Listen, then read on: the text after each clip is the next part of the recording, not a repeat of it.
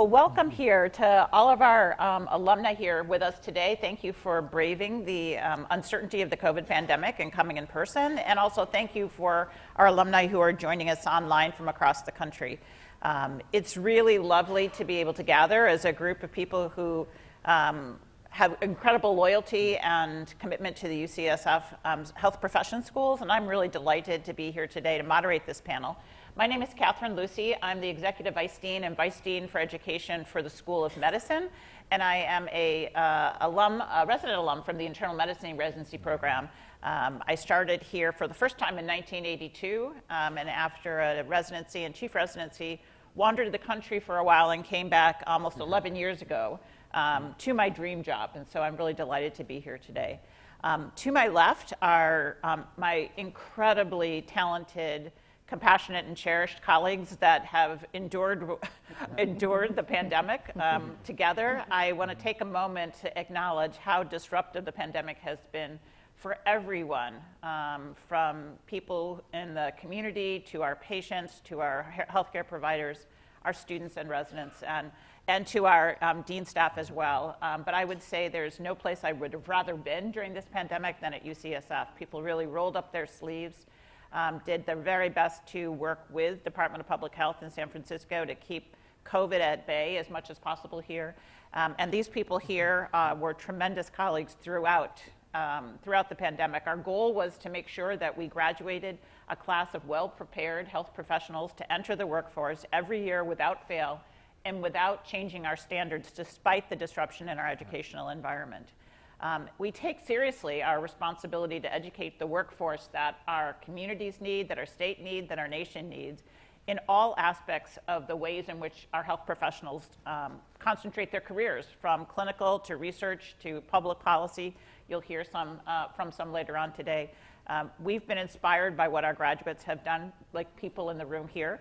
And today we're going to talk a little bit about where we think the fields are going for the future. So let me introduce the rest of the panel. Amber Fitzsimmons, and maybe you can just raise your hand when we introduce you.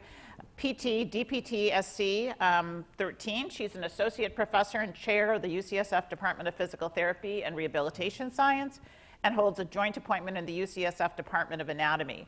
She's program director for the UCSF San Francisco State University Graduate Program in Physical Therapy. Next is Mary Lynch to her right, PNP 85, Doctor of Nursing Practice, MPH, and faculty of the American Association of Nursing. She's a clinical professor in the UCSF Department of Family Healthcare Nursing and is the director of the Master of Science program and the coordinator of the Acute Care Pediatric Nurse Practitioner program in the School of Nursing. She told us a minute ago that she started her career as a NICU nurse in 1982 on the 15th floor of Moffitt. To my far left is Sharon Youmans, PharmD 85 and Masters of Public Health. She is the Vice Dean of the UCSF School of Pharmacy, a professor in the Department of Clinical Pharmacy. She oversees the Doctor of Pharmacy program and serves as a leader of the school's diversity, equity, and inclusion initiatives. And to my immediate left is Michael Reddy, DMD, DMSc. He is the Dean of the UCSF School of Dentistry. A periodontist by training, he oversees an enterprise comprising more than 500 paid and volunteer clinical faculty members, a clinical operation that treats almost 50,000 patients annually, and is one of the nation's leaders in the NIH health-funded research. So we're going to get started with a focus today on, importantly, two critical goals that we've been working on before, during, and throughout the pandemic. And will be continued to focus our efforts in the next 5 to 10 years. The first is to prepare students to care for our increasingly diverse communities in a way that meets their goals, ensures that healthcare equity is achieved, and contributes to society.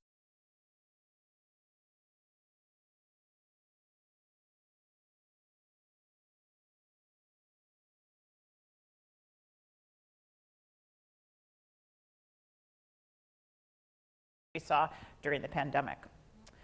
So we're going to start off and ask across each of you to sort of talk a little bit about the innovations your schools are pursuing to make sure that graduates are ready for the time ahead. And I'm going to start off with a question about interprofessional collaborative care. We know that medicine is increasingly team-based, that it is impossible for a single provider to provide the the breadth and depth of care that's necessary to deal with a complex set of chronic diseases and sometimes acute illnesses that face our patients. So I wonder if you could each just talk a few minutes about where do you see the opportunities in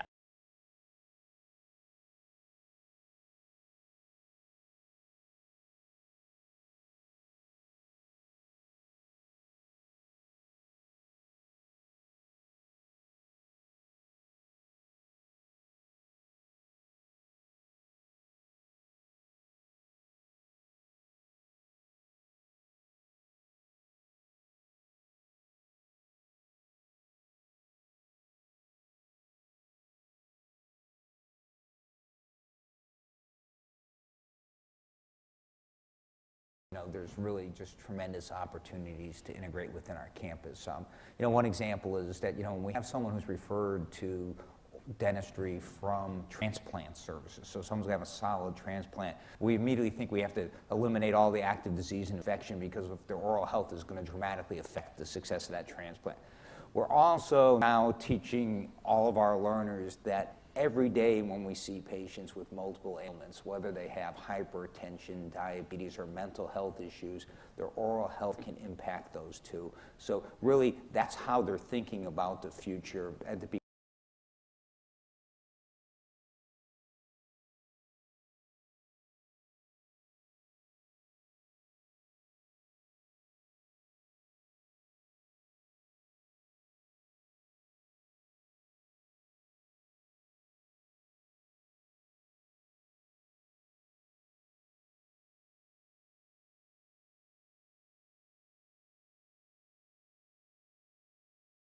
physical therapy. What do you see are opportunities to leverage that expertise? I think we have in the School of Nursing two groups. We have a group that is coming through with a second degree. They are young in the experience of the healthcare system and the healthcare teams. And then, as you mentioned, Catherine, we have the group of individuals who are seasoned nurses. So this group really learn about each other to talk the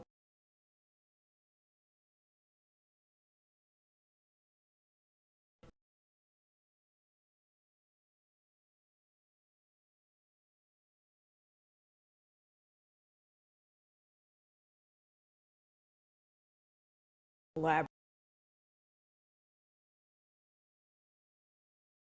about looking at patient outcomes and how they can actually improve when we work as a collaborative team. So I can say that in my 40 plus years, I've had to evolve myself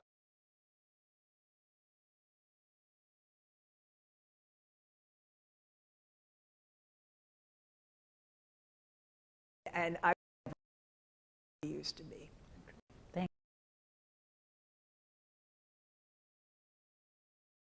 Lab that under your guidance, but how do you see that collaboration emerging into something that actually continues on into their career? Yeah, it's a super challenging question, and how does it continue? Because I think one of the challenges, we can set up these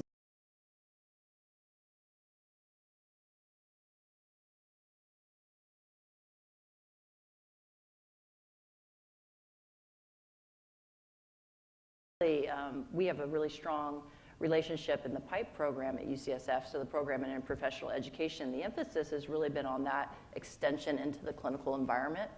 And so there's a lot of funding that's coming down the pipeline for our programs to extend into the clinical environments with all the different students, both at the undergraduate level as well as the level. So as our students begin to first year, starting in this collaboration, whether it's an anatomy lab, doing peer-to-peer teaching, and or some of the coursework that we've created, these students are then able to advance into these clinical practices where the residents are also taking part in some of these activities, so they're seeing it just one level ahead of them, or they're seeing it in really high-functioning teams, particularly in the inpatient environment where you're co-located already. So that makes that a little bit more seamless, a little bit more accessible to our learners. So I'm pretty excited about the advancement of the profession occurring between undergraduate and the residency in the system as we have evolved our teaching.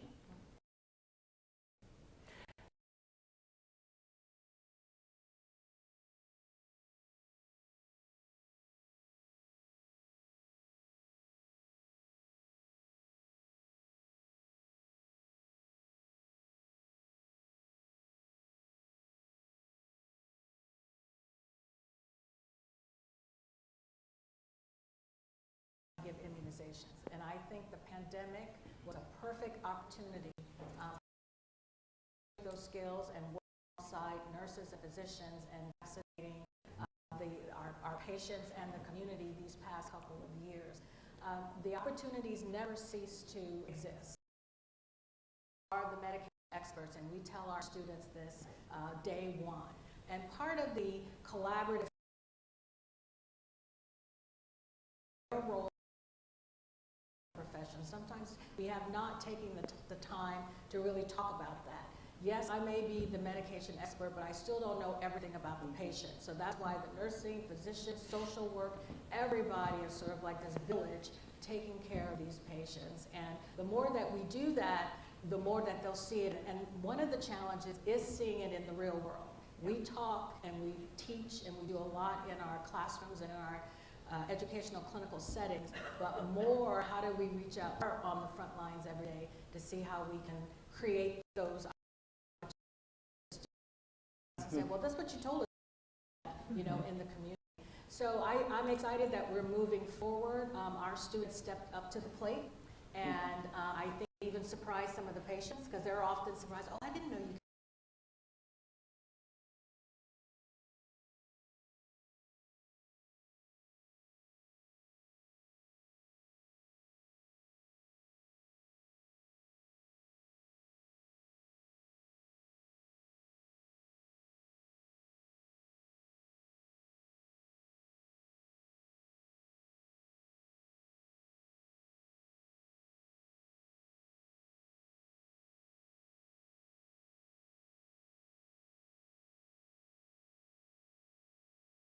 Medicine, one of the things we've been working on a lot over the past several years is optimizing work hours for residents, particularly to prevent them from going over the accreditation maximum number of hours, which is 80 per week. And I know that for those of you who are medicine alumni, you know that's a lot less than when we were residents, but it's still ridiculous the number of hours for young people to be working. And one of the things we have realized is how fixed our legacy practices are about the care delivery teams and hours is to re-envision many of the teams and really sort of begin to make sure that we are using and assigning people to do the work that they're capable of. I think one of the real epiphanies we had as we started to do this work is, you know, when the traditional, you know, inpatient team where there's an attending physician and a senior resident and then 2 interns and then there was all the other health professionals around, that was devised, you know, last century, almost 100 years ago.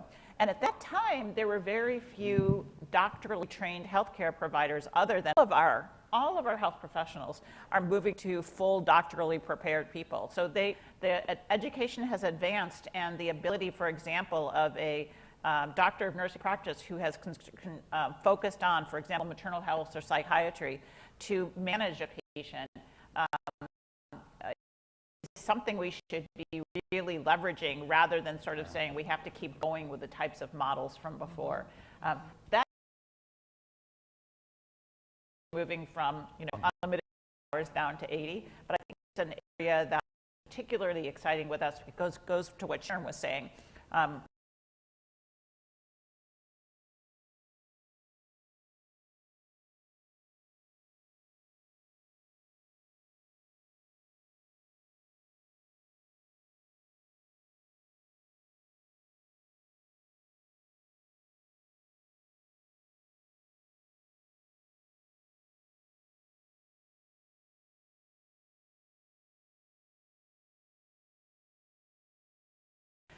In the state. And one of the things we saw in the pandemic, of course, was how many health professional shortage areas existed across the country, places where people either had no doctors or people had not the right doctors. And there was an article yesterday in NPR that they talked about where even the availability of COVID treatment for people who need COVID treatment is hugely disparate. Like in Idaho, you have to travel 200 miles to get to a pharmacy that has COVID treatments for that. And so what I'm wondering is, in a state institution with a commitment to develop the workforce for that state, how are we thinking about our responsibilities and strategies in improving access in these sort of medical and clinical care deserts? And maybe we'll start with Mary for this one.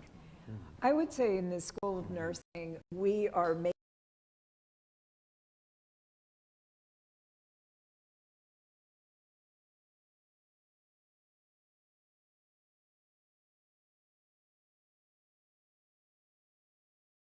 program with UC Irvine for acute care pediatric nurse practitioners so that we could really expand the numbers of acutely prepared NPs throughout California.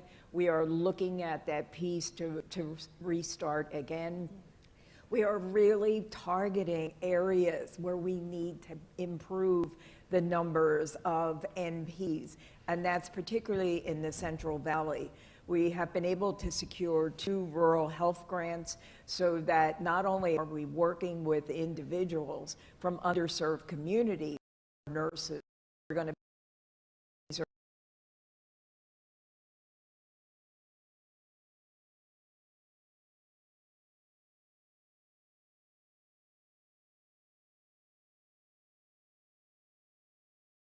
hospitals that are associated with some of these rural areas that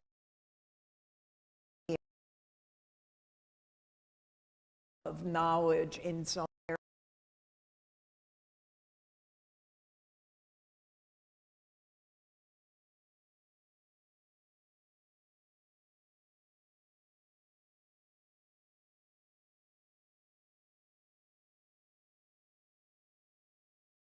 So to really see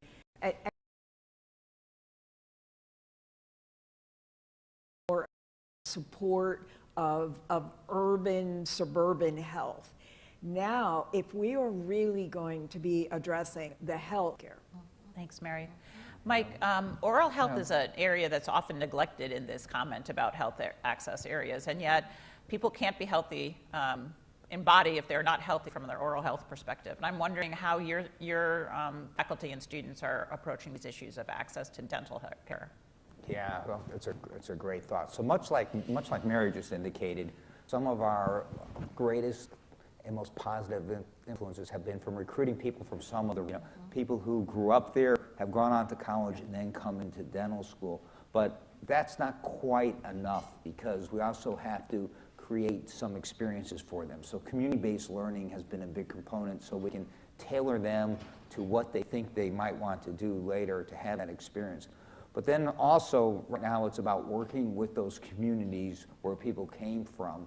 And, one of the greatest issues we have is that we need to get residencies within those communities because there's something magical that happens when someone goes into a residency, and it's probably the age they are. They're roughly about 30 years old, and they meet someone, and they tend to settle down there. And so that the thoughts of getting them back to that community. So it's about working with the community, creating those residencies, but through the beginning part of the education, it's recruiting them from this. Yeah. In the School of Medicine, we've developed a couple of programs called the Program in Medical Education. It's a statewide program. Each UC medical school has a prime program with the different areas of focus. Our initial program focused on recruiting students from urban areas, urban underserved areas, to return to those areas. Our most recent one is called the San Joaquin Valley Prime Program, where we recruit students from the San Joaquin Valley area with a commitment to return to that area. And right now, they spend the first phase of medical school here, and then the last 2 phases at our satellite clinic, our regional campus, UCSF Fresno, and graduate from UCSF Fresno as a way to expand both educational opportunity for the families in the San Joaquin Valley and the sons and daughters who might want to be doctors, and actually encourage people to learn their medicine through the lens of the causes, major causes of morbidity and mortality in that area. So we focus a lot on, for example, coccidiomycosis, which manifests in just devastatingly frequent ways and really astonishing, causes astonishing amount of medical illness. But also things like migrant health, trafficking, managing trafficking victims. They have a tremendous methamphetamine problem in Fresno now. And there are other sort of health conditions that rob people in the Fresno area of opportunities to live long and productive lives. This year, or 2 years ago, at the beginning of the pandemic, we received some state funds and are now building a second regional campus in the San Joaquin Valley at our sister school, UC Merced, so that students will be able to be recruited right from high school in the San Joaquin Valley into a combined BSMD program, bachelor's and MD program, and will spend all 8 years of their undergraduate and medical experience in the San Joaquin Valley. Just like Mike was saying, the longer people stay there, the more they put down roots. And if we can then encourage them to go through the graduate medical education programs in Fresno, we begin to have the type of workforce expansion that we've never been successful at before. So we're very excited about it because it is perfectly aligned with our commitment to helping make sure that we have the right type of doctors for the state. Okay, well, let's talk a little bit about technology as both a positive and well, disruptive force that's sometimes positive and sometimes negative. And you know, all of you know that in the early days of the pandemics, we were sort of forced immediately to shift from all in person to virtual everything, except for clinical activities, and even some of those were virtual. Amber, I'm wondering, you know, what lessons did you learn in the pandemic as you did that for physical therapy, which is so much a hands-on type of a specialty, and where do you think this is going in 10 or 20 years? I wish I did have the magic 8-ball about where it is going. I think I don't think I can even dream of where it's actually going to be going. But I will say that during COVID, when we had telehealth, physical therapy is very much, historically speaking, been a very hands-on profession. And so the idea that we could go virtual and have students learning from faculty over a computer screen how to do some of the manipulations, manual therapy, some of the mobilization, and some of these very foundational skills we use day in, day out was concerning to all of us. And we learned actually in that process, probably the primary thing that we learned during that process is that, first of all, this can be done virtually, so long as we have opportunities to have in-person skills assessments to really make sure, as you said, Dr. Lucey, the competencies are still met. We didn't lower or change our competencies at all as it related to these skill sets. But we found the clinical reasoning component a little bit more developed quicker because there had to be a lot of discussion and articulation about what they would do if we were there or they had a patient there. So that was an interesting piece that we saw. We also saw an understanding from the students' perspective of what patients were experiencing at home because they were kind of experiencing the same thing and trying to learn these skills. And then they would also have opportunity to observe therapists doing true physical therapy with patients. And they started to get a real appreciation for how patients continue the exercises or don't continue the exercises in the home environment. So that was quite an interesting observation for them to really start thinking really functional about how to help patients and consider them in their holistic environment and consider them as a holistic being going under these really challenging times in their lives. So really considering the biopsychosocial approach to care. So it was a lot of win-win. That is a modality. I would say that's a technology or a digital modality, but I think one of the other considerations we have to begin to think about is how individuals, consumers, clients, patients are coming to us with much, much, much more data. How many people in here have an Apple Watch, have a Garmin or a Fitbit, or are getting their lab values taken at home, and now they have 43 new biomarkers that represent strength, endurance, cognition, you name it, sleep. And so we're really having to think a lot about the data and thinking about a skill set around interpreting data And more importantly, using that data inform your intervention and inform your patient, considering your progress with patients. And so this is a really big discussion going on right now, and it's a culture change, a big culture change, challenging culture change.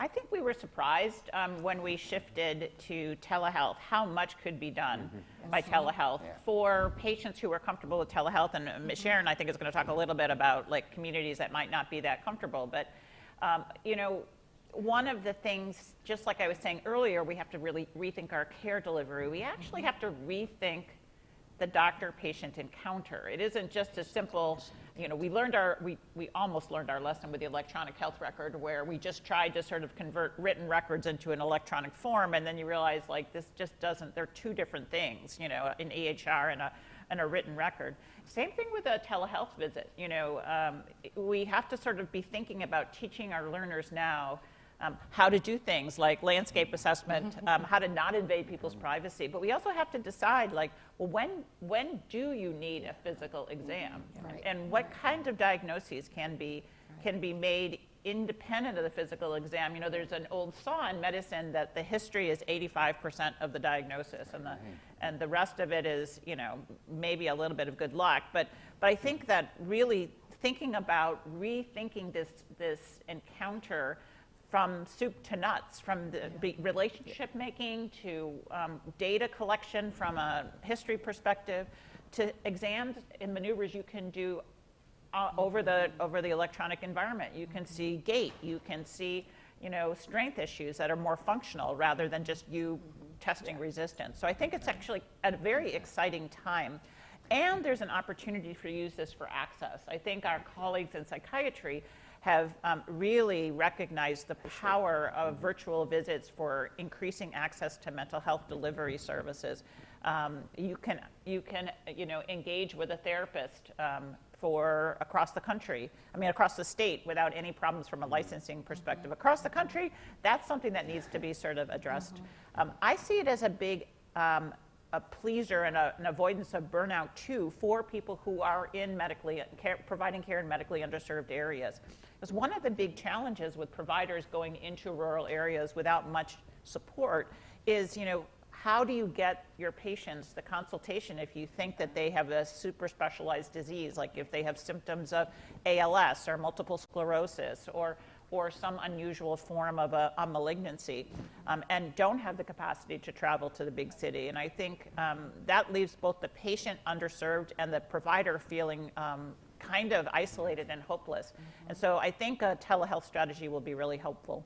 Last thing I'll say, simulation technology is just exploding. Our ability to train people up before they do procedures on patients, before they engage in critical decision making on patients, is really a strategy we're using to good advantage, particularly in new surgical techniques like robotic surgery and things like that. Sharon, but not everybody has access to technology. Any thoughts about how, for example, community pharmacists might help people deal with telehealth visits that maybe they're not as well prepared to manage? So it was quite interesting because when the pandemic began, everybody pretty much shut down except for community pharmacies. I mean, we were still open, people were still coming in. And so in those areas where they don't have a fancy hospital or a hospital period, I see the community pharmacy as a place to step into that primary care. And it's really going to take a disruption of, as you alluded to, Dr. Lucey, about this traditional way of the way that we deliver care. The pharmacists, you know, they know the medications, but they also know how to communicate with patients, how to ask questions about what's happening, what's not happening, and then relay that information to someone else or another healthcare professional if they have to. We made a lot of assumptions about access to technology in the beginning, even with our students having bandwidth wide enough to tune into the Zoom. So there's some people that have it and they're totally comfortable. There may be some who are older who are not so. So how do we work with those communities to find out what it is that they need? And we might have to take the care to them.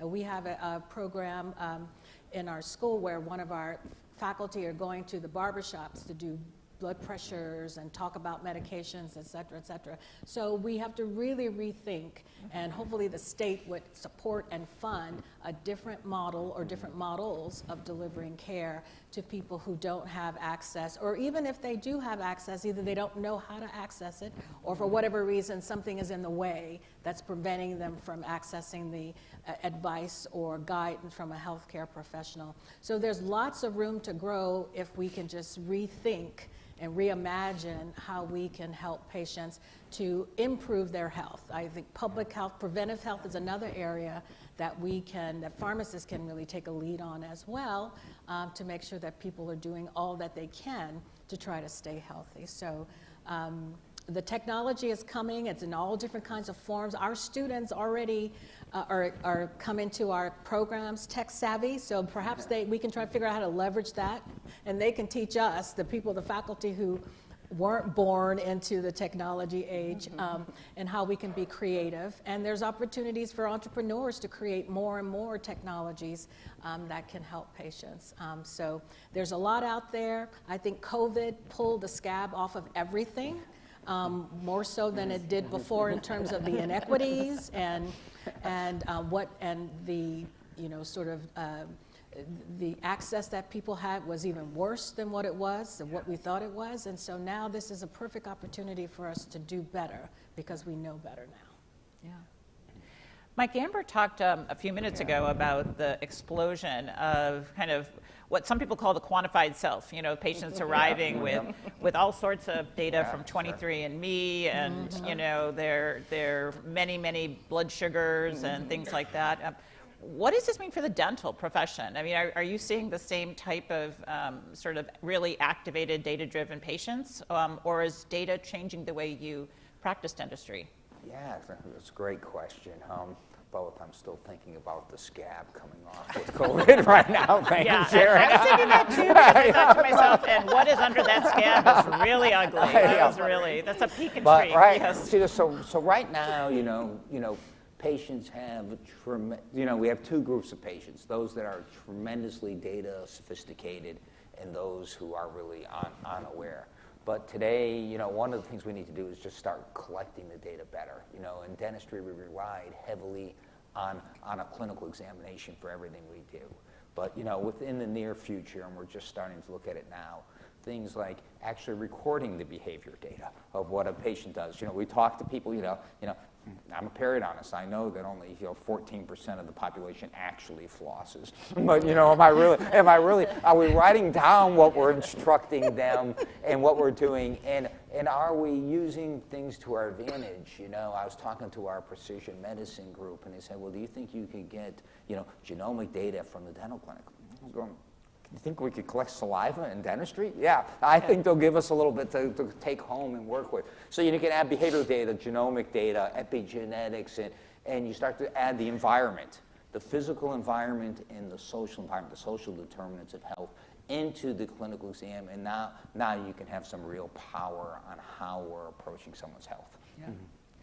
It's just another, what I think is going to be a major disruptor in the way we diagnose illness. I teach clinical reasoning. That's been my sort of area of teaching expertise for decades. I hate to say that word, decades, but for decades. And that's all about trying to figure out, what does this patient's pattern of illness tell them? What are they likely to have? Do they have symptoms that are compatible with polycythemia vera, or granulomatous hepatitis, or HELP syndrome, or something like that. But I think what we're beginning to realize is that these disease statements, these disease categories, they're artificial descriptors that have existed, again, for a long period of time. And when we say hypertension, we know in medicine that we have a certain number of different types of hypertension. We call that essential hypertension, or renovascular hypertension, or malignant hypertension. But we also know that only about 70% of the people with hypertension diagnosis are effectively treated by the medications that we think are appropriate. And what I think we're going to find is that there is no single disease hypertension. There are different polygenetic, polymorphisms that actually make my hypertension different than your hypertension. And one of these days, as Amber and Sharon said, we're going to get a patient who comes in and we can plug in their card and sort of say, you have this type of genomic issue which actually contributes to this type of hypertension. We don't have to try you on the standard 7-step approach to treating hypertension. We know what medications are going to work for you. But think about that for a minute. Like if you aren't going to be able to just sort of say, oh, you just have hypertension, we're going to start you with a diuretic, and then we're going to add an ACE inhibitor, and then we're going to add a beta blocker and a calcium channel blocker. You know, that fundamentally changes the way we think about diagnosis. And the other technology that changes that, of course, is computer-assisted diagnosis. Now, it's funny, they used to talk about how Watson was going to make all of these medical diagnoses and you don't even need doctors anymore. And pretty quickly they realized how difficult clinical diagnosis is. And they started talking about computer-assisted diagnostic strategies. But even those, you have to teach our learners how to understand how the computer is assisting you. Are they giving you information based on what's the most common diagnosis? Are they giving you information based on what's the most serious diagnosis? And even the best systems are going to give you still 3 or 4 diagnostic possibilities that you're going to still have to sort out. So I don't think we're going to get away from teaching clinical diagnosis in any of our fields, but teaching learners how to use these tools, understand the pitfalls, and like the airplane pilots, how to keep diagnosis going even when the computers fail is going to be a really fun thing for us to do over the next decade. I want to turn our attention in the last 5 or 6 minutes to the issues of healthcare disparities, and I know all of you have been powerful champion for diversifying our workforces and moving towards equity and anti-racism in our health professions programs.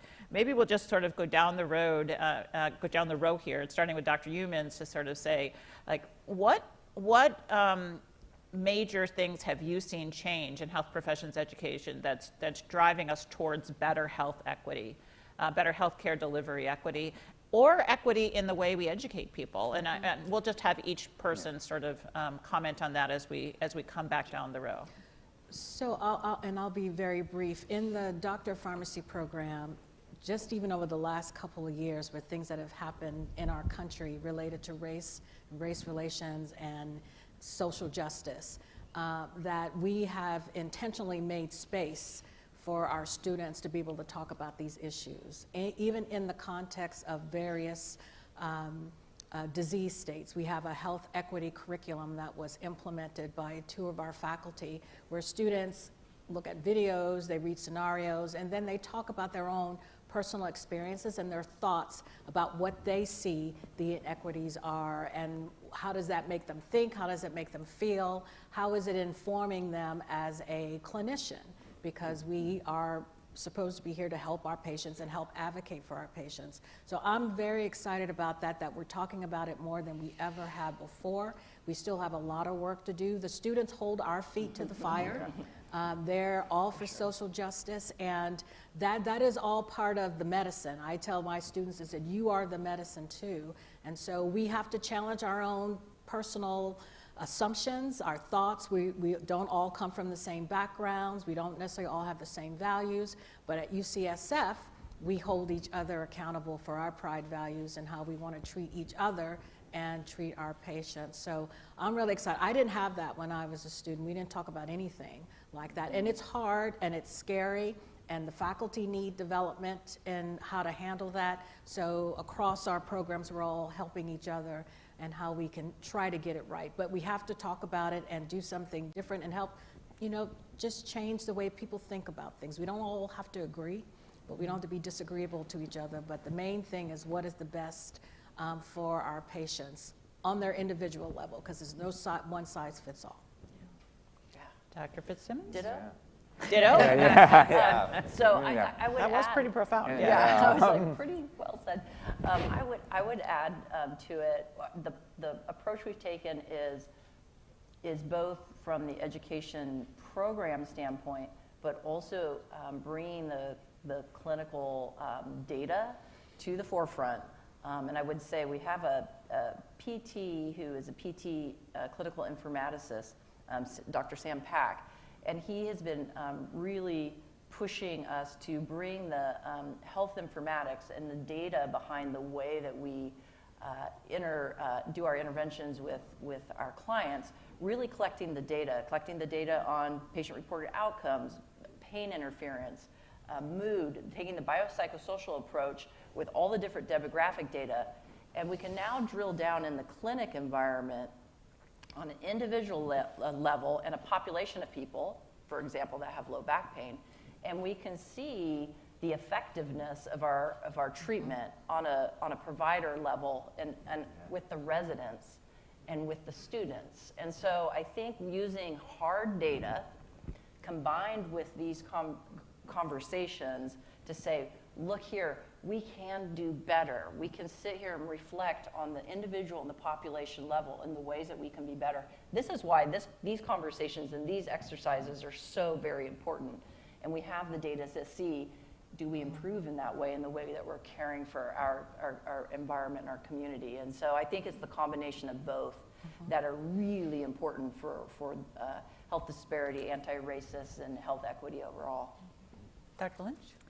I would say within our School of Nursing, there's two areas we're really focusing on. First, to make sure that our faculty are not afraid of having difficult conversations. Yes, they start in a simulated practice experience, but I can tell you for sure that when you're in a classroom and either I say something that did not sound right, or that someone in the room could have experienced a harm, I need to understand that it is absolutely right for the student to raise their hand and say, let's halt this discussion. We have a harms-based education, which literally involves that mechanism where if someone perceives that either themselves or others have been harmed by the dialogue in our education, that discussion, no matter how important it is, it stops so that we can address what the perceived harm is so that we can all learn not to do it again. I think the next step for our School of Nursing is we have now for the first year required that all students take a course in racism and social justice so that we understand what those words mean, how it rolls out in real time for those of us in the room, but more so that when we are speaking the words of social justice, we actually understand what they mean. I would say the final piece is how we're diversifying the School of Nursing real soon, and I can't give you the exact date because the proposal is under review by the University of California Office of the President, but we're diversifying our school substantially. The School of Nursing at UCSF is a graduate program, but within a short number of years, individuals who are coming into our graduate school will now be exiting with a terminal degree, either the DMP or a PhD. That includes those who are going to become nurse midwives, nurse practitioners, and clinical specialists. We need to join the rest of my colleagues here with doctorates that prepare our students not only to diagnose and treat, but also to be able to understand the challenges of social justice when someone is diagnosed with hypertension but they refuse to take their medicines because of concerns about medications. So I would say this is the exciting place where we're going in the School of Nursing. Great. Dr. Reddy? Yeah, thanks. Wow, my colleagues are pretty profound. I would say in dentistry, everything right now is driven by the students, right? And it's all based on the data. And with our faculty, we're now moving to restorative justice circles. So we're learning to train them so that they can learn how to speak in a community comfortably. So when there's a harm, we can address that. I think one of the things that's left, I guess, a spin on thinking about health equity is to elevate our bias and disrupt them because, you know, human beings are so good at sense making, and we use that in a lot of our clinical decision making. You let me give you an example, maybe. So if I went outside this afternoon and I see a dark cloud in the sky, I immediately make sense out of that and say that, okay, it's going to be a thunderstorm, it's going to rain, and I need a raincoat and an umbrella. But the problem with sense-making and clinical judgment is it is personal and it's incomplete and it's action-oriented. So I'm taking the fact that I've lived in other parts of the country, a dark cloud means that it is going to rain, whereas for a population in San Francisco, we know it's not going to rain all summer.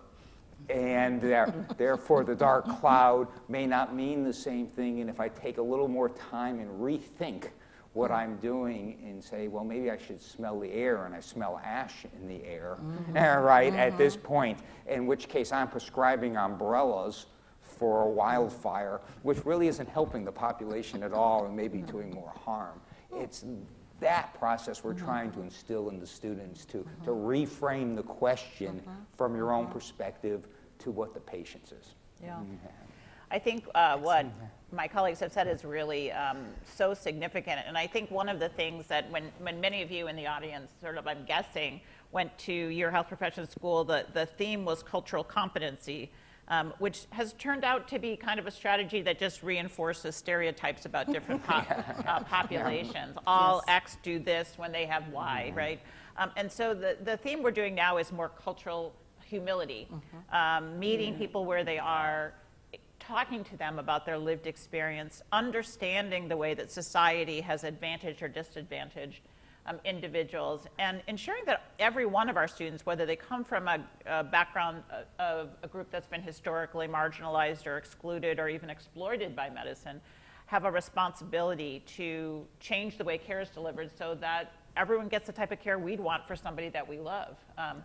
And we know that some health disparities come from adverse social policies, and so part of our approach in medicine is to teach physicians how to have stronger advocacy conversations with their elected officials and things like that.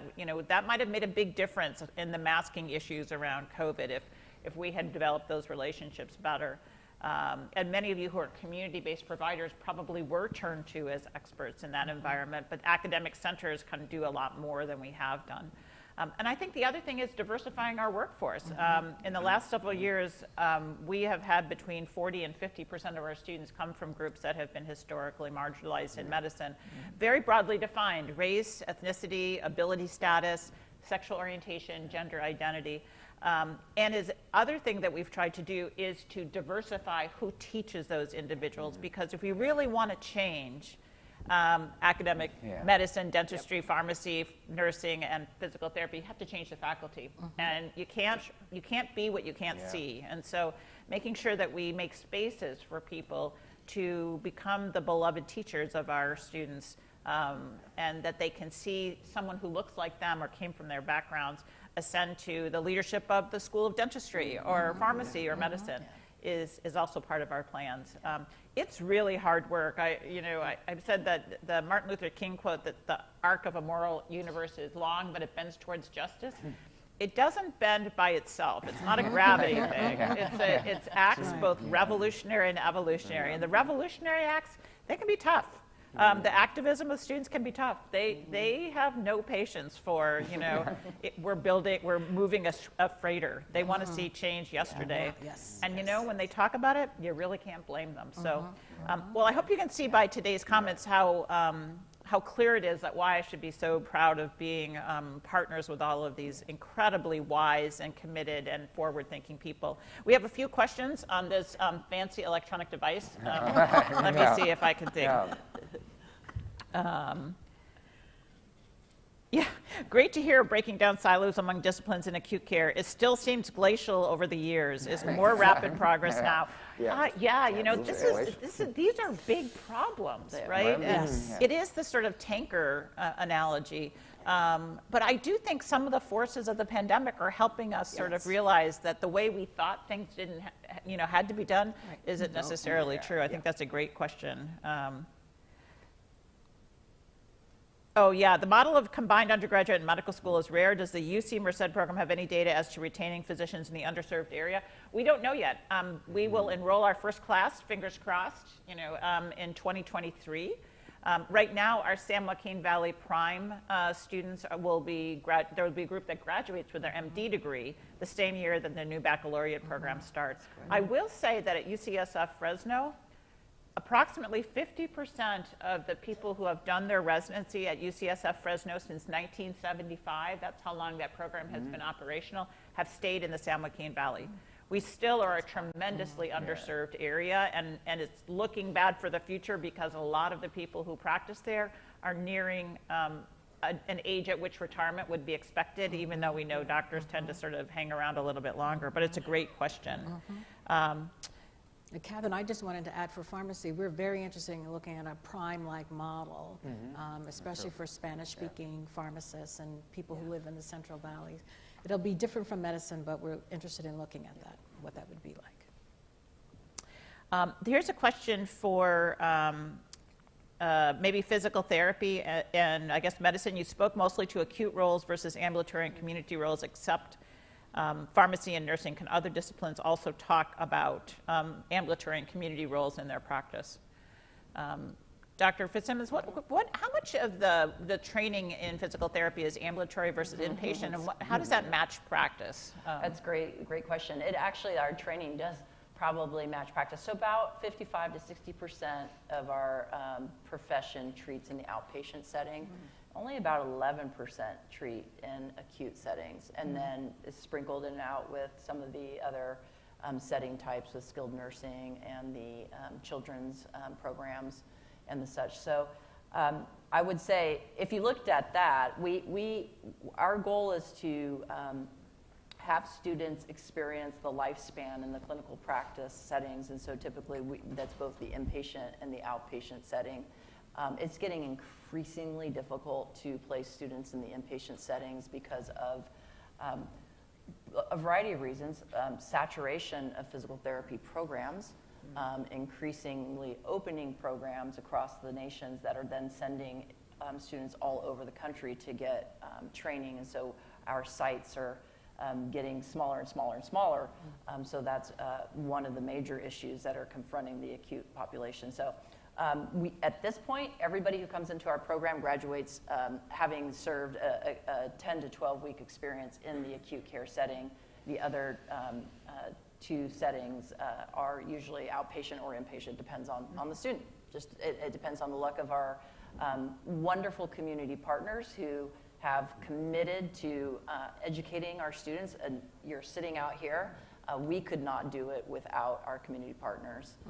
So that's about our breakdown currently. There's another interesting question from on this fancy device. It's hard to know. I don't know if they're from here or outside. We have 5 minutes. All right, thank you. That I can see. This is like blinding lights here, which is why I keep acting like the sun is in my eyes. But there's been an argument to delete race in patient identification in case presentations published in the New England Journal. How do the UCSF schools handle this? I'll respond briefly from medicine. This is a fascinating question. And one of the things we're thinking about doing is kind of redesigning the old SOAP note, the HPI and things like that. When I was a medical student, we learned that social history was basically sort of habits, like do you smoke, do you drink, do you use drugs? But social history is much richer. It's like, who are your people? Like, how, it's not even always your family. What kind of community did you grow up in? Did you have experiences with trauma? And so the question about race in that one-liner, 50-year-old African-American woman, becomes a really interesting question. Does that help or hurt the diagnostic process? And sometimes, I mean, all of you, I think, are aware of the maternal mortality issues in African-American women. Sometimes it can stimulate a bias that leads to detrimental care. But yet, someone's race, ethnicity, sexual orientation, gender identity is critical to understanding them as a person. So any thoughts from my colleagues? We'll use this as our last question. We in pharmacy, we included in the social history, we took it out of the first liner because, you know, when you're getting a lot of information really quickly, unfortunately, sometimes you succumb to your assumptions. So to say a 45-year-old African-American male who is homeless, I mean, it just goes on and on and on, and so our faculty have agreed to take that out of the first line, put that in the social history, because sometimes it is very important, but it is part of who the patient is, but it just doesn't set you up with your stereotypes that we see on television or that we see on the news, et cetera, et cetera. And it makes you think. Does it matter that the person is African American in this particular instant? If it's an acute case, you want to know what is wrong with the patient. How can I help you? And then everything else will come later. In the School of Nursing, we as a faculty have made a commitment to take any descriptors out of cases, whether that's a written case or an oral case, because we felt like it was not only creating stereotypes, but it was creating judgments. And that's what we really need to move away from, or moving away from the judgment. But we've also made a commitment to our guest lecturers. Our guest lecturers now get a 10-page document that says, if you're going to teach in the School of Nursing, this is the bottom line, and you will avoid the use of pronouns. You will avoid the use of race-based descriptors as you are doing your teaching. So not only do we have an expectation for ourselves, but for our colleagues, for all of you who come and teach our students, we're asking you to do the same thing. Amber or Mike? So let me just add that in the teaching environment, it's totally removed entirely. In the clinical environment, it's part of the social identity of the patient, and it's an important characteristic to gather what's important to them, how do they identify, how do they recognize themselves, because it helps us provide better care. Well, I'm very grateful for all of you who came. Mostly I'm very grateful that you're all UCSF alumni. You're doing the type of work that our students are going to aspire to do, and I hope that you wear your UCSF education as a badge of pride. I always feel really comfortable sending any of the people who ask me which doctor, which nurse, which pharmacist should I pick. Just find somebody who did something at UCSF and you're going to be just fine. And I think in a large extent it's because of people like my colleagues here who are running these educational programs and keeping them evolving over the years, not just resting on our UCSF laurels. So please join me in thanking all of our panelists. Thank you. Thank you. Thank you. Thank you, Catherine. Thank you, Catherine. The next presentation starts at 3:15. It's going to be a don't miss this. This is a great presentation, COVID-19 Disparities Unveiling What We Already Knew. Dr. Alicia Fernandez, who's been really instrumental in addressing COVID disparities in Latinx populations. So I encourage you to consider attending her session. And I hope you enjoy the weekend. We have really wonderful presentations tonight and tomorrow morning for you all. And with that, Katie or Liz, anything else we need to say? Okay. Okay, great. Thank you all.